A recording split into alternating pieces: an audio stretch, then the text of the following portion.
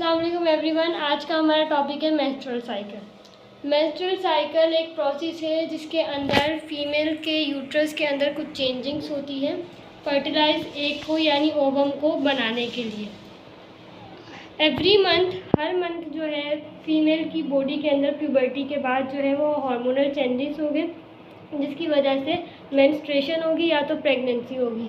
अगर प्रेगनेंसी होगी तो मेंस्ट्रुएशन नहीं होगी और मेंस्ट्रुएशन होगी इसका मतलब कि प्रेगनेंसी नहीं हुई।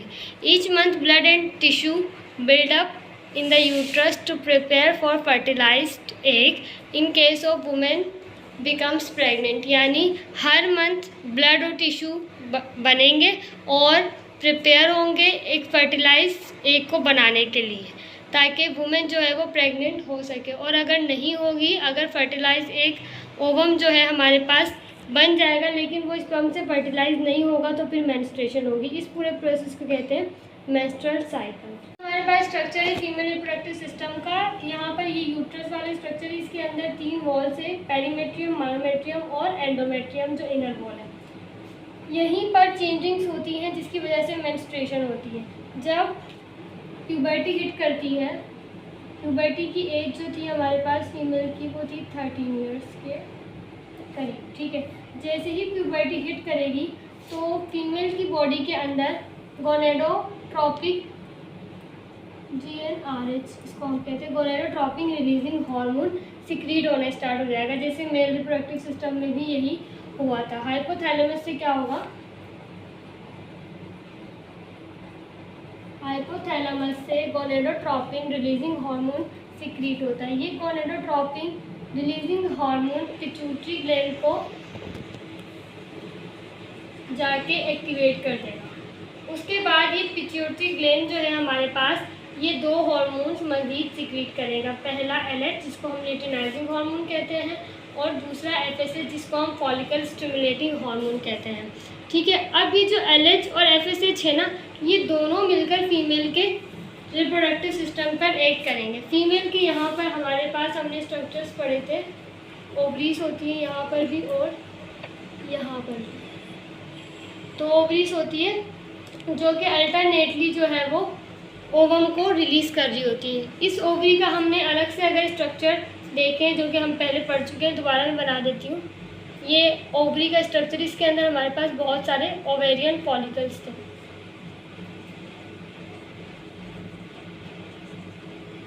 ओवेरियन फॉलिकल्स हमारे पास मौजूद थे प्यूबर्टी से पहले। हम पहले क्या पढ़ चुके थे कि फ़ीमेल का जो रिप्रोडक्टिव सिस्टम है वो थोड़ा चेंज है क्योंकि फीमेल जो है वो फीटल एज में ही स्टार्ट कर देती है अपने प्रोसेस को। तो इसलिए यहाँ पर क्या है, ओवेरियन फॉलिकल्स जो हमारे पास मौजूद है इस ओवरी के अंदर, ये जो LH है और FSH है ये प्यूबर्टी के बाद जैसे ही फीमेल की एज 13 इयर्स की होगी, प्यूबर्टी हिट करेगी तो ये LH और FSH दोनों जाकर इन फॉलिकल्स को एक्टिवेट करना स्टार्ट कर देंगे, सारे फॉलिकल्स को। अब इन फॉलिकल्स के अंदर है ना एक oocyte होगा, एक हम कह सकते हैं अनडेवलप एग। इसके अंदर एक अनडेवलप एग है जिसको आगे जाके डेवलप होना है। LH FSH सारी फॉलिकल्स पे एक्ट करेगा और वो अनडेवलप एग को डेवलप्ड करने में हेल्प करेगा। लेकिन यहाँ पर फीमेल की ओवरी के अंदर प्यूबर्टी के बाद जो है वो 60 से 80,000 फॉलिकल्स रहती हैं, इस वाली ओवरी में भी और इस वाली ओवरी में भी। तो यहाँ पर जब LH और FSH एक्ट करेगा सारी फॉलिकल्स पे तो सारी फॉलिकल्स डेवलप नहीं होगी, सिर्फ एक ही फॉलिकल डेवलप हो पाएगी और उसी के अंदर का जो एग है वो डेवलप होके ओवम बना पाएगा क्योंकि फीमेल की बॉडी में हमेशा एक ही ओवम रिलीज होता है। अब जैसे ही LH और FSH इन फॉलिकल्स पे एक्ट करना स्टार्ट करेगा तो ये फॉलिकल्स क्या करेगी, एज अ रिजल्ट 2 हार्मोन की सिक्रीशन को स्टार्ट करेगी कि भाई मेरे ऊपर तो 2 हार्मोन एक्ट कर रहे हैं, मैं भी 2 हार्मोन रिलीज़ करूँगी। एक हार्मोन ये रिलीज़ करेगी ईस्ट्रोजन और दूसरा रिलीज़ करेगी प्रोजेस्टेरोन, ठीक है। एक हार्मोन रिलीज करेगी ईस्ट्रोजन और दूसरा रिलीज करेगी प्रोजेस्टेरोन। ईस्ट्रोजन और प्रोजेस्टेरोन दोनों मिलकर क्या काम करेंगे, फीमेल की बॉडी के अंदर मेंस्ट्रुएशन में मेंस्ट्रुअल साइकिल के अंदर रोल प्ले करेंगे, वो अभी हम डिस्कस करेंगे। इसके अलावा ये फीमेल के अंदर सेकेंडरी सेक्सुअल कैरेक्टर्स को कंट्रोल करेंगे, जैसे ब्रेस्ट डेवलपमेंट, उसके अलावा आवाज़ का जो है वो बारीक हो जाना। इसके अलावा जितने भी फीमेल के सेकेंडरी सेक्सुअल कैरेक्टर्स हैं उनको कंट्रोल करेंगे ईस्ट्रोजन और प्रोजेस्टेरोन। अब हमारे पास है मेनार्स और मेनोपॉज। फर्स्ट मेंस्ट्रुएशन जो होगा फीमेल के अंदर वो 12 से 13 ईयर्स की एज में होगा, जिसे हम कहेंगे मेनार्स। मेंस्ट्रुएशन का मतलब क्या होता है? Blood flow through the vagina.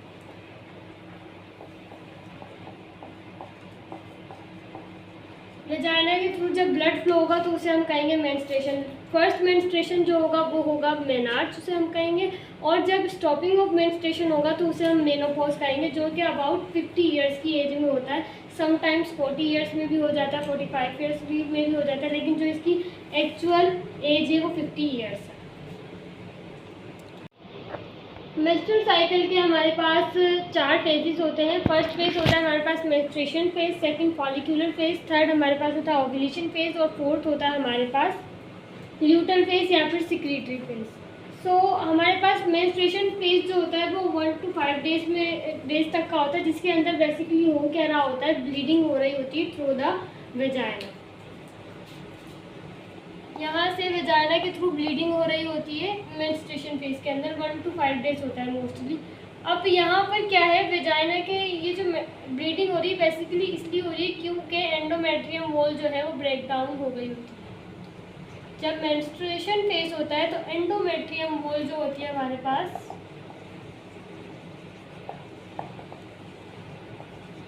Break down हो रही होती है। जब एंडोमेट्रियम वॉल्स यहाँ से ब्रेक डाउन होगी तो यहाँ से ब्लड फ्लो स्टार्ट होगा वेजाइना से। ठीक है, मेंस्ट्रुएशन फेज में बेसिकली हो क्या रहा होता है? हमारे पास FSH और LH की जो सिक्रीशन हो रही होती है वो इंक्रीज हो रही होती है। ठीक है, अब बात यह है कि मेंस्ट्रुएशन फेज का मतलब ये है कि हमारा जो ओवम है ना वो बन भी चुका है और उससे फर्टिलाइजेशन नहीं हुई है, इसी वजह से मेंस्ट्रुएशन हुई है। अभी जो मेंस्ट्रुएशन हुई है ना, ये जो एंडोमेट्रियम यहाँ से टूटी है, जो ब्रेक डाउन हुई है, वो यहाँ से मेंस्ट्रुएशन की फॉर्म में, ब्लीडिंग की फॉर्म में बाहर निकल रही है। ठीक है, अब हमें जो है इस मेंस्ट्रुएशन फेज को यहाँ से स्टार्ट करना है। ठीक है, तो यहाँ पर क्या हो रहा था? ये एंडोमेट्रियम वॉल जो है वो ब्रेक डाउन हो रही होती है और ब्लड फ्लो स्टार्ट हो रहा होता है वेजाइना से। ठीक है, अब मेंस्ट्रुएशन फेज के अंदर ये वेजाइना से ब्लड फ्लो हो रहा होता है, साथ में अब ये जो FSH LH की सिक्रीशन जो हो रही है इंक्रीज ही इसलिए हो रही है क्योंकि अब दोबारा से हमें नया ओवम बनाना है, क्योंकि जो लास्ट मंथ का ओवम था वो बन चुका है, एंडोमेट्रियम से ब्लड निकल चुका है वेजाइना के थ्रू। अब हमें नेक्स्ट मंथ के लिए ओवम को अगेन प्रिपेयर करना है। इस वजह से FSH और LH की सिक्रीशन इंक्रीज हो रही होती है, जो कि ओवरी के अंदर जो फॉलिकल्स हो रहे होते हैं उनको मैच्योर करने में हेल्प कर रही होती है। हमने देखा था कि हमारे पास ओवरी थी, ओवरी के अंदर हमारे पास फॉलिकल्स थे बहुत सारे। यहाँ पर FSH और LH इन पर एक्ट कर रहा था इनको मैच्योर करने के लिए, और इन फॉलिकल्स के पास सबके पास एक एक अनडेवलप्ड एग भी मौजूद था जिसको आगे जाके मैच्योर होना है। ठीक है, तो मेंस्ट्रुएशन फेज में क्या होगा कि ये FSH और LH जब इस पर मिलकर एक साथ एक्ट करेंगे ना, तो प्राइमरी जो फॉलिकल होगी वो सेकेंडरी फॉलिकल में कन्वर्ट होना स्टार्ट हो जाएगी। ठीक है, उसके बाद क्या होगा, साथ ही साथ जाहिर सी बात है जब प्राइमरी फॉलिकल ग्रो हो रही है सेकेंडरी फॉलिकल के अंदर, तो इसके अंदर का जो एग है वो भी मैच्योर हो रहा है, वो भी स्टार्ट कर रहा है अपने आप को मैच्योर करना। ठीक है, उसके अलावा हमारे पास ये जो होता है मेंस्ट्रुएशन फेज, ये होता है 1 to 5 डेज। ठीक है, उसके बाद जब प्राइमरी फॉलिकल सेकेंडरी फॉलिकल में बन गई है, अब यहाँ से हमारे पास ये थी पहले प्राइमरी फॉलिकल, अब ये हमारे पास बन गई है सेकेंडरी। ठीक है, अब फॉलिकुलर फेज में क्या होगा कि सेकेंडरी फॉलिकल अब बन जाएगी टर्शियरी फॉलिकल। जब LH FSH जिस पे कंटिन्यूसली एक्ट करते रहेंगे तो ये पहले प्राइमरी बनेगी, फिर सेकेंडरी, फिर टर्शियरी। इसके बाद क्या होगा, अंदर वाला एक जो पहले मैच्योर हो रहा था वो और ज़्यादा मैच्योर हो जाएगा ओवम। उसके बाद फॉलिकल रिलीज़ करेगी। अभी जो फॉलिकल है ना, देखें प्राइमरी फॉलिकल ने कुछ भी रिलीज़ नहीं किया, सेकेंडरी फॉलिकल ने भी कुछ रिलीज़ नहीं किया क्योंकि अभी ये इतनी मैच्योर नहीं हुई थी। टर्शियरी फॉलिकल जब बन गई तो ये काफ़ी हद तक मैच्योर हो गई है, तो इसलिए इसने अब 2 हार्मोन्स की सिक्रीशन स्टार्ट कर दी, जो कि हमारे पास होंगे ईस्ट्रोजन एंड प्रोजेस्टेरोन। ठीक है, उसके बाद ईस्ट्रोजन का काम क्या होगा? ईस्ट्रोजन एक तो सेकेंडरी सेक्सुअल कैरेक्टरिस्टिक्स करवाएगा फीमेल की बॉडी के अंदर, साथ ही साथ जो एंडोमेट्रियम ब्रेक डाउन हो गई थी ड्यूरिंग मेंस्ट्रुएशन उसको वापस से ग्रो करवाना स्टार्ट करेगा। ईस्ट्रोजन यहाँ पर एक्ट करेगा और जो एंडोमेट्रियम पहले टूट चुकी थी उसको वापस से ग्रो करवाना स्टार्ट करेगा। ठीक है, उसके अलावा लास्ट में क्या होगा? हमारे पास टर्शियरी फॉलिक्यूल जो है हमारे पास वो स्टार्ट हो जाएगी चेंज होना ग्राफियन फॉलिकल में, जो कि इसका फॉलिक्यूलर लास्ट स्टेज होगा, ग्राफियन फॉलिकल बन जाएगी। अब यहाँ पर जो है ना, ये जो फॉलिकल रिलीज कर रही है ना ईस्ट्रोजन और प्रोजेस्टेरोन, अब ईस्ट्रोजन यहाँ पे बहुत ज़्यादा रिलीज हो रहा है ताकि एंडोमेट्रियम को वापस से बना सके। जब ईस्ट्रोजन बहुत ज़्यादा बनने लगेगा तो ईस्ट्रोजन क्या करेगा? नेगेटिव फीडबैक दे देगा हमारे हाइपोथैलेमस को। ठीक है, हाइपोथैलेमस को भी देगा और एफएसएच और एलएच को भी देगा। मतलब वो क्या रहा था बेसिकली, देखें एफएसएच यहाँ से हमारे पास पहले क्या था? हाइपोथैलेमस था। हाइपोथैलेमस हमारे पास जीएनआरएच सिक्रीट कर रहे थे। जीएनआरएच पिट्यूटरी ग्लैंड को एक्टिवेट कर रहा था और फिर पिट्यूटरी ग्लैंड जो है वो एलएच और एफएसएच रिलीज़ कर रहे थे। तो अब ये ईस्ट्रोजन क्या करेगा? जब बहुत ज़्यादा रिलीज़ होगा ना तो फिर ये क्या करेगा? नेगेटिव फीडबैक दे देगा। किसको? पहले देगा पिट्यूटरी ग्लैंड को कि एफएसएच और एलएच को कम करो, क्योंकि एफएसएच और एलएच फॉलिकल को स्टिमुलेट कर रहे हैं और मैं बिला वजह रिलीज़ हो जा रहा हूँ। अब इसकी ज़रूरत जब ख़त्म होने लगेगी, कम होने लगेगी, तो ये क्या करेगा? इसको नेगेटिव फीडबैक देगा ताकि ये एलएच और एफएसएच की सिक्रीशन को रोक दे। उसके बाद और तो ये क्या करेगा? इसके साथ साथ हाइपोथैलेमस को भी नेगेटिव फीडबैक दे देगा कि आप जीएनआरएच रिलीज़ नहीं करो, ना पिट्यूटरी एक्टिवेट होगा, ना एलएच और एफएसएच की सिक्रीशन होगी। मतलब जो सेल्स इसको बना रहे हैं ये उन्हीं को नेगेटिव फीडबैक दे देगा कि अब मुझे नहीं बनाओ, मुझे जितना बनना था मैं बन चुका हूँ।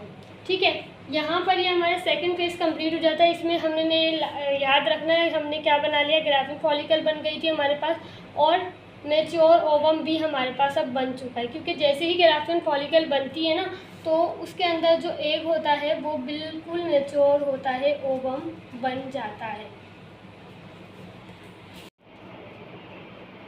इसके बाद हमारे पास ये 2 फेजेस और हैं। थर्ड वाला ओव्यूलेशन फेज और ये फोर्थ वाला है जिसको हम कहते हैं सिक्रीटरी या फिर ल्यूटल फेज। ओव्यूलेशन फेज हमारे पास जो होता है वो 11 to 15 डेज होता है। ठीक है, इसमें एलएच की सिक्रीशन स्टार्ट हो रही होती है। एलएच की सिक्रीशन इसलिए इंक्रीज हो रही होती है यहाँ पर क्योंकि ग्राफियन फॉलिकल बना हुआ होता है। ग्राफियन फॉलिकल को बर्स्ट होकर ओवम को रिलीज़ करना होता है इस तरह से। जस्ट फॉर एग्जाम्पल ये है हमारे पास ग्राफियन फॉलिकल। ठीक है,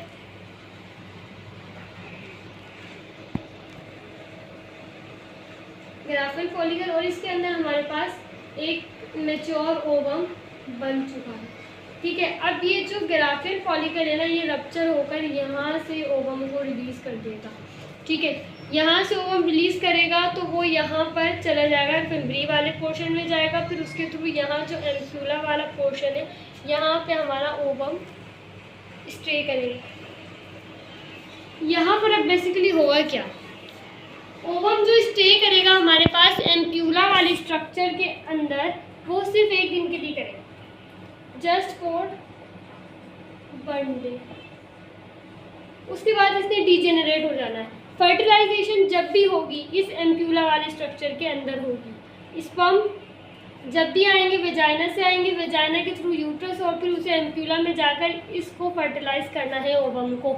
ओवम जो है वो सिर्फ 1 दिन तक वेट करेगा कि स्पर्म आया या नहीं आया। अगर स्पर्म नहीं आया तो फिर ओवम ज़्यादा वेट नहीं करेगा, वो 1 दिन के बाद डीजेनरेट हो जाएगा। ओवम की लाइफ बहुत ही ज़्यादा कम होती है, सिर्फ 1 दिन। हालांकि अगर हम स्पर्म की बात करें तो स्पर्म अगर फीमेल रिप्रोडक्टिव ट्रैक्ट में जा भी रहा है ना तो वो फीमेल रिप्रोडक्टिव ट्रैक्ट में जाने के बाद भी 2 दिन तक सरवाइव कर सकता है, लेकिन ओवम एक ही दिन रहेगा। अब यहाँ पर अगर स्पर्म अवेलेबल होगा तो फर्टिलाइजेशन हो जाएगी, इम्प्लांटेशन हो जाएगी, प्रेगनेंसी हो जाएगी। लेकिन अगर यहाँ पर स्पर्म अवेलेबल नहीं हुआ तो फिर ये ओवम एक दिन बाद डीजेनरेट हो जाएगा। उसके बाद अगर स्पर्म आ भी रहा है तो कोई फ़ायदा नहीं है, क्योंकि ओवम तो डीजेनरेट हो चुका है। तो इसीलिए हम कहते हैं कि every sexual intercourse don't result pregnancy. वो इसी वजह से होता है क्योंकि ओवम जो है वो सिर्फ एक दिन के लिए यहाँ पर प्रेजेंट है। अगर इस एक दिन के अंदर सेक्सुअल इंटरकोर्स हो जाता है तो फिर स्पर्म यहाँ पर आ जाएगा, फर्टिलाइजेशन हो जाएगी। अगर उसके बाद स्पर्म आया भी तो कोई फ़ायदा नहीं है, क्योंकि ओवम ने बाद में आगे जाके डीजेनरेट हो जाना है। ठीक है, अब यहाँ पर जो है हमारे पास ग्राफियन फॉलिकल ने जब ओवम को रिलीज किया था यहाँ से, तो ये जो इसका स्ट्रक्चर यहाँ पर बच गया था इसे हम कहेंगे कॉर्पस ल्यूटियम। ठीक है, इसे हम कहेंगे कॉर्पस ल्यूटियम। अब ये जो कॉर्पस ल्यूटियम है ना, जब ये बन जाएगा, अब क्या होगा, ये जो कॉर्पस ल्यूटियम है हमारे पास, जैसे ही ये बनेगा ना तो ये प्रोजेस्टेरोन की सिक्रीशन स्टार्ट करेगा। प्रोजेस्टेरोन की सिक्रीशन स्टार्ट करेगा और प्रोजेस्टेरोन की सिक्रीशन को बहुत ज़्यादा इंक्रीज कर देगा। इसके अलावा ये थोड़ा सा एस्ट्रोजन भी सिक्रीट करेगा, थोड़ा एस्ट्रोजन सिक्रीट करेगा, लेकिन प्रोजेस्टेरोन ज़्यादा सिक्रीट करेगा ताकि यूट्रस की जो वॉल्स है वो और ज़्यादा स्ट्रॉन्ग हो सके, ताकि बाद में जब प्रेगनेंसी हो तो फीटस यहाँ पे इजीली स्टे कर सके। अब फीमेल बॉडी को पता नहीं चलता है कि यहाँ पर फर्टिलाइजेशन हुई है या नहीं हुई है। वो हर मंथ इस खुशफहमी में होती है कि प्रेगनेंसी होगी, तो वो अपने आप को पूरी तरह प्रिपेयर कर लेती है प्रेगनेंसी के लिए। वो समझती है कि फर्टिलाइजेशन हो गई है, बस अब इम्प्लांटेशन होगी और फिर प्रेगनेंसी हो जाएगी। अब यहाँ पर क्या होता है कि सिक्रीटरी फेज हमारे पास 16 to 28 डेज़ का होता है और कॉर्पस ल्यूटियम की लाइफ जो होती है वो 14 डेज़ होती है। ठीक है, अब हमारा जो फीमेल रिप्रोडक्टिव सिस्टम है वो इस खुशफहमी में है कि भाई यहाँ पर फर्टिलाइजेशन हो गई है, हालांकि उसको नहीं पता कि स्पर्म तो आया ही नहीं तो फर्टिलाइजेशन कैसे होगी। अब वो ये सोच रही है कि फर्टिलाइजेशन हो गई है, तो वो अपने आप को प्रिपेयर करना स्टार्ट करती है, प्रोजेस्टेरोन की सिक्रीशन को इंक्रीज कर देती है ताकि यूट्रस जो है वो प्रिपेयर हो जाए। और तो और हद तो यहाँ पर ये है कि ये जो एंडोमेट्रियम की वॉल है ना, ये यहाँ से ग्लाइकोजन सिक्रीट करना स्टार्ट कर देती है। ग्लाइकोजन क्यों सिक्रीट करती है, वो सोचती है कि भाई यहाँ पर जब फीटस आएगा, जब बेबी यहाँ पर आएगा तो मैं उसको क्या खिलाऊंगी, उसको नरिशमेंट करने के लिए वो यहाँ पर ग्लाइकोजन भी सिक्रीट करना स्टार्ट कर देती है और इसे प्रॉपर प्रिपेयर कर रही होती है, जबकि उस बेचारे को पता ही नहीं कि यहाँ पर फर्टिलाइजेशन तो हुई नहीं है, तो इम्प्लांटेशन कहाँ से होगी। अब जहाँ फॉर एग्जांपल अगर हम सपोज करें यहाँ पे अगर फर्टिलाइजेशन हो जाती है ना तो 7 डेज़ के अंदर यहाँ पर इम्प्लांटेशन होती है। ठीक है, आफ्टर फर्टिलाइजेशन के बाद 7 डेज़ लगते हैं इम्प्लांटेशन होने में। यहाँ से जाइगोट बनेगा और फिर यहाँ पर यूट्रस की वॉल में इम्प्लांटेशन होगी। ठीक है, तो अभी जो कॉर्पस ल्यूटियम है बेचारा, ये 7 दिन तक इंतज़ार करता है कि इम्प्लांटेशन हो। प्रोजेस्टेरोन को ये बढ़ाया जा रहा है, एंडोमेट्रियम भी ग्लाइकोजन सिक्रीट किए जा रही है, लेकिन क्या हुआ, 7 दिन गुजर गए और कोई इम्प्लांटेशन नहीं हुई।